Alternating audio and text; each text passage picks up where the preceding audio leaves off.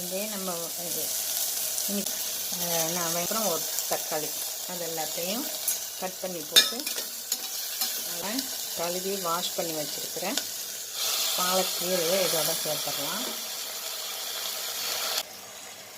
அதுதான் தெரியும், ஆனால் வதங்கினவங்கன்னா கொஞ்சம் ஆகிடும்.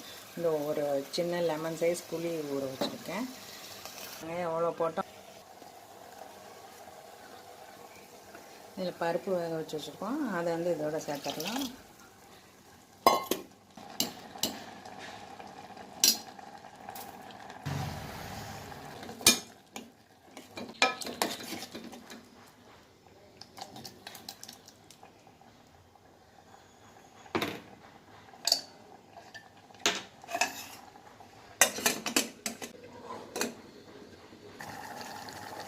இப்போ இதோட புளியை ஊற்றிடலாம்.